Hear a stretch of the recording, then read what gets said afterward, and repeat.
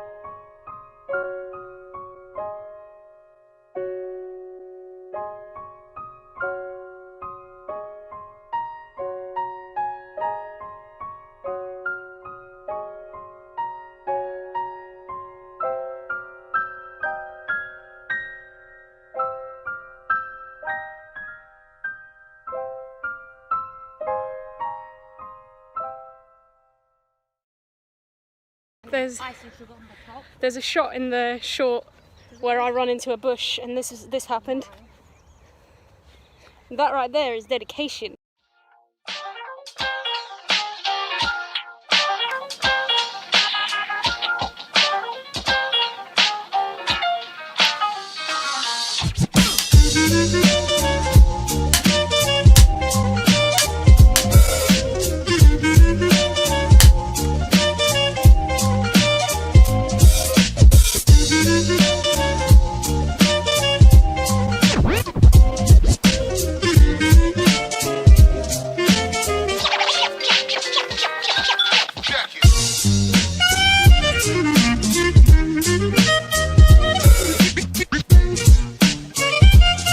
How do I describe myself as a performer? Accidental. Accidental?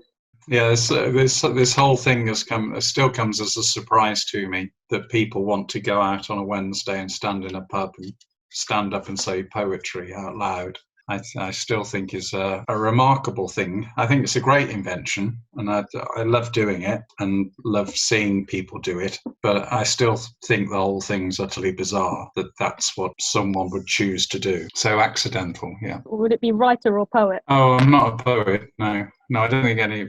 Some of the language I use is poetic, but I never think of mine as poetry particularly. So, but I like to write. You like it when you're doing live performance? Yeah, definitely. I mean, it's quite scary, but that's not necessarily a bad thing. Which is why I like going to new events and going to different cities and performing in different cities, because I quite enjoy the fear. So yeah, I enjoy the performance, and I think actually it gives a completely different meaning to what you write down. I think the interpretation and the delivery can make poetry sound completely different to how it reads on a page. Yeah. So how has lockdown affected you as a live performer?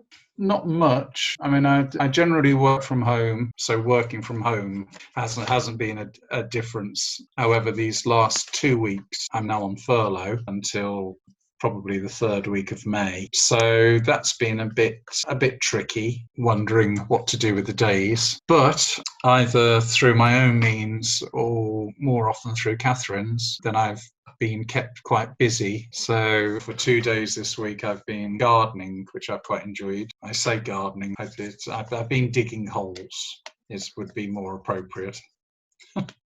But I quite like digging a hole. What I need is someone to be stood close by saying stop.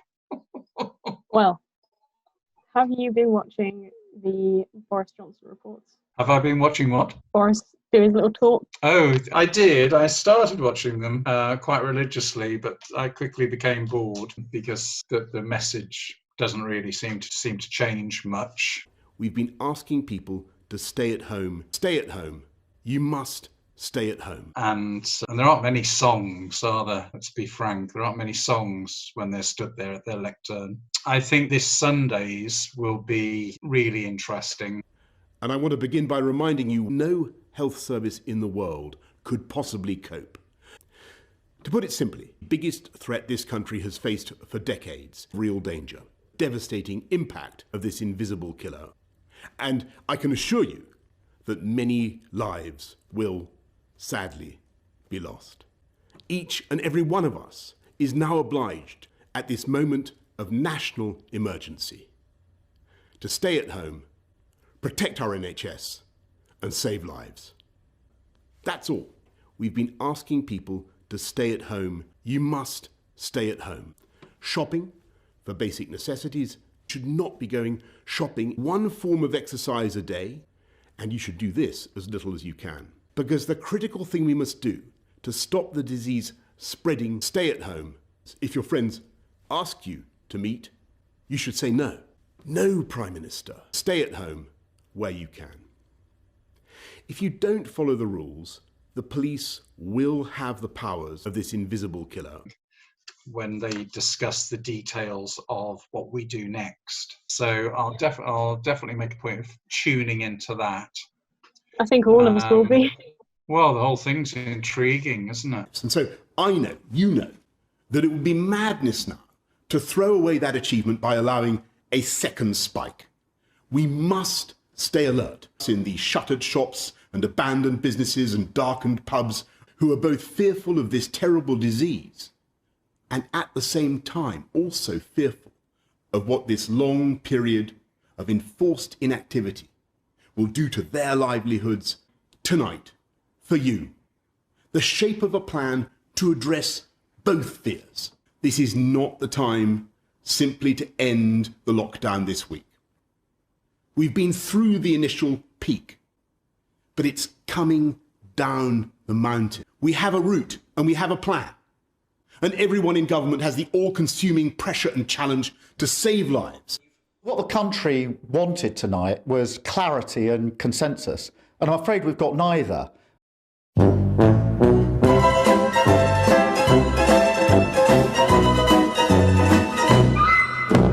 Yeah. I can't imagine the next time anybody's going to get on a plane. I don't think we'll be back in the air for probably 18 months. And then returning back to work, that would be interesting to see how that affects my work, because some of my work is in Germany and Spain. So if I'm not able to get on a plane, then clearly that's going to be restricted. And then otherwise I'd be probably in London perhaps once or twice a week. So there's the whole thing of getting onto a train or onto a tube. Getting onto a train, I don't think is quite so problematic, but getting onto the tube is going to be interesting.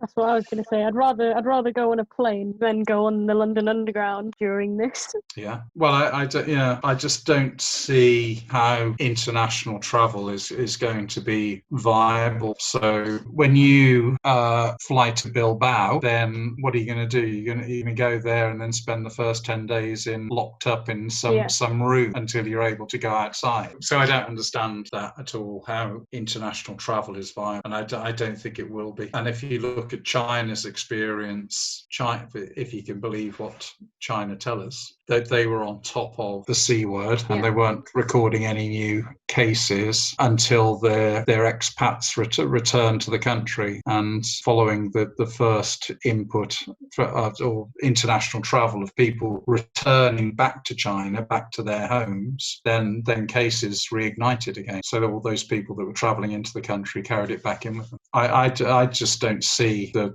practicality of international travel for, let's say, 18 months. Even if EasyJet do leave the middle seat free, as they've proposed, which is completely bonkers. Do you have any major holidays that you've booked for this year? Well, we were on our way to New York and Cape Cod 4 weeks ago to celebrate our anniversary, so that didn't happen. So what's happened with that now? We've got refunds. We waited for BA to announce that the flight was cancelled, and then on that basis we were able to get refunds. So it hasn't cost us anything. It's just a bit of a nuisance, really, because we were looking forward to having the break. And then similarly, last weekend I should have been in Portugal playing football, but that was also cancelled. It's a bit of a nuisance, but actually in reality it doesn't mean that much. If I'm not able to go to Portugal to play football for a weekend, then that's not actually the end of the world, is it? We can always do it again some other time in the future. In the last interview, Pete wanted me to ask the next person, have you been experimenting in the kitchen? Have you been cooking anything new? No, I know what I'm good at in the kitchen. So I cook the world's best fish pie. That's my staple in the kitchen, a fisherman's pie. I lie in both our faces because there's some rhubarb growing out there in the garden. So on my first week of furlough, I went and chopped down some rhubarb and made rhubarb and ginger jam, which in my opinion was very good. Not necessarily a belief shared with others or by others, but I like my ginger and rhubarb jam. It's a bit great. Of a concoction. It's believable, a fish pie kind of guy. Yeah. However, when I make my next batch, because I'm now reaching the bottom of my second jar, so I need to replenish. When I make my second batch, then I may put a little more water in. I only put 100 mils of water in the first batch, so it means it's quite thick and heavy. You could build a wall with my jam and a few bricks. So when this was all sort of word of mouth, were you taking it seriously? Were you going around with your antibacterial, wearing a mask? With this? Yeah. Well, as it happened, when it was all brewing, I was a little bit ill anyway.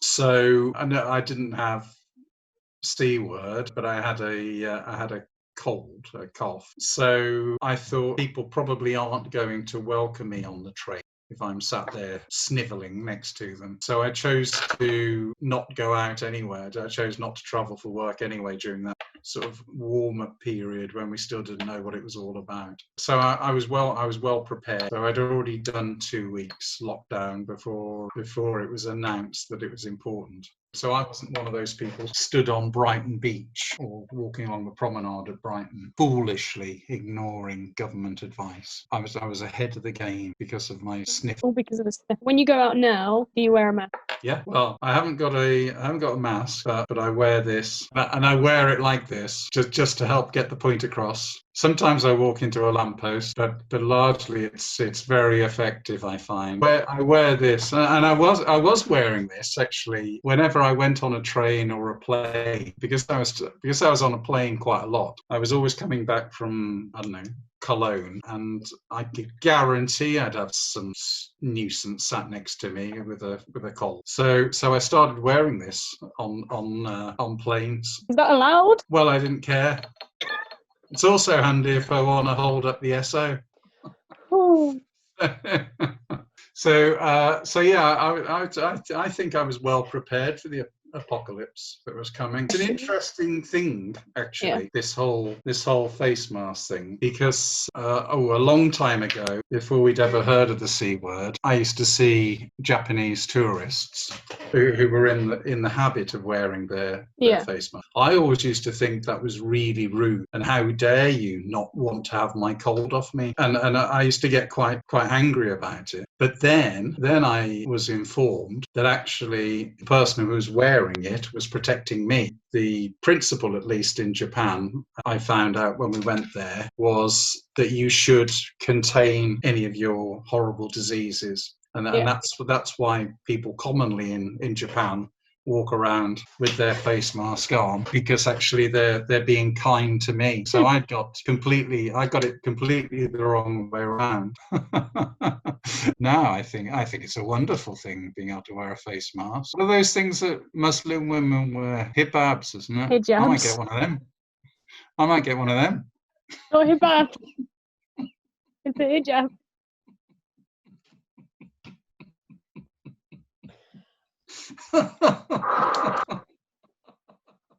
Well, have you attended any of the online performances? Yes, I attended 2 last week. So I was at Stamford for that one, which I thought it was very well attended. I think there were 23 people there in the room. I mean, it was a mixture of caliber when it came to the stuff that was being done. Yeah. But I was very pleased to hear that Rob had been appointed as the poet laureate for Stamford. Thought that was well deserved. And then the following night. Rob who? Rob, got to say, Eels? Is it Eels or Eames? Okay. You know what I mean. You know him if you saw him. If I saw him. Yeah. Then the following night, I joined Run Your Tongue, and that had really big numbers. That's a poetry event, isn't it? What's that? That is a poetry event. It is, yeah. Okay. Yeah. Just clarifying for those who don't know. It used to be hosted at the Three Cocks, which was even more concerning. But that was very well attended. There were over 30 people at that one. And they all were all aware that it was just poetry, right? Yeah. Okay, good. Yeah. Quite varied, again, as ever with these things. There were some who were actually quite competent and others who were just completely mad. But I always think that's part of the joy of going to these things. And I won a One Direction torch. Yeah. Well, that happened. Did you enjoy it though? Do you think you prefer performing online, or do you miss the stage? Oh, I miss the stage, love. Do you really though? Oh, I like the walk. I like the walk. That's why I always sit at the back. So really taking I can enjoy it in. the walk. Yeah. So no, I think it's an interesting thing to be able to do these things online. But yeah, I'd love to be back in some grubby pub waiting for my 5 minutes on stage. That's where I'm happiest. The fact that you called it a grubby pub. Yeah. Maybe if these places weren't so grubby, we wouldn't be in this situation in the first place, but... No, there's nothing wrong with a bit of grime. Okay, so you're aware this is going to go... Bits of this will go onto the YouTube video. Okay. What, should I have done more swearing?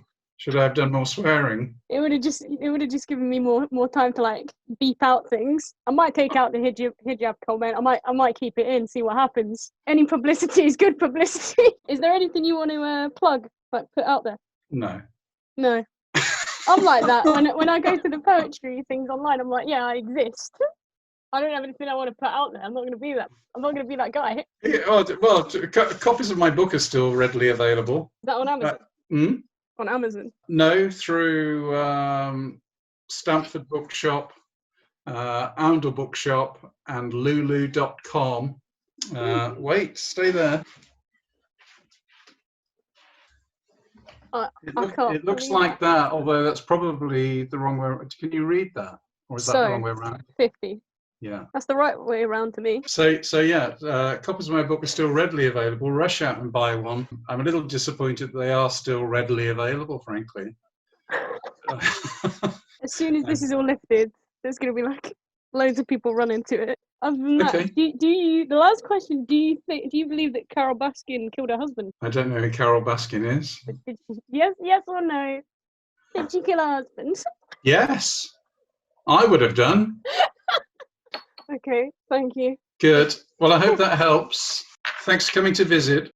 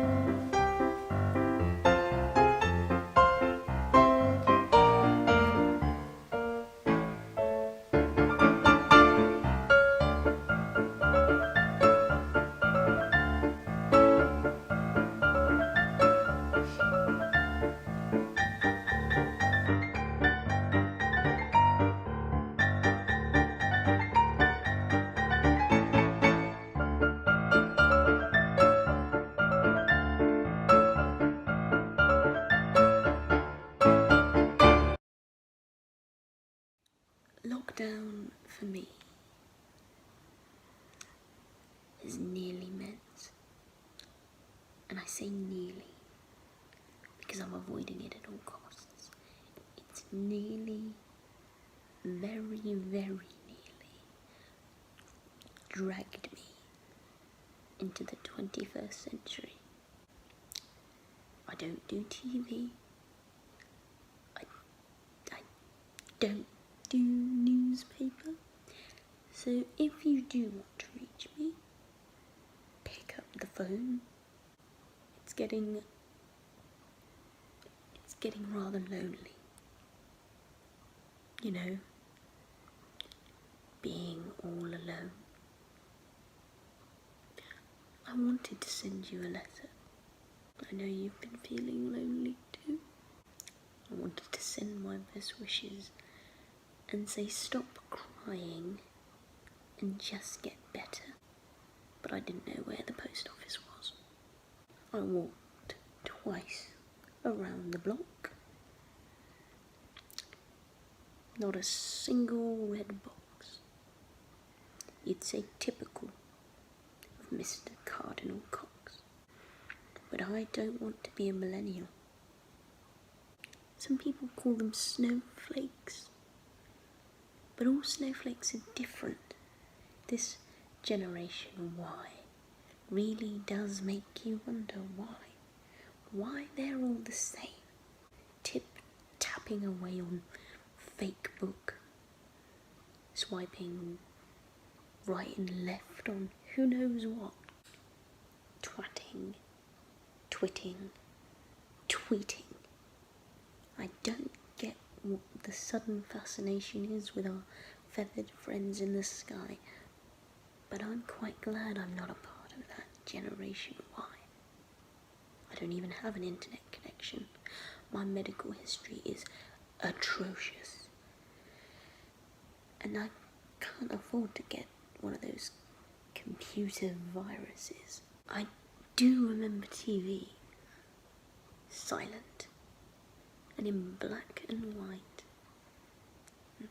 I think that was alright. But not having Wi-Fi, internet connection, isn't exactly going to keep me up at night.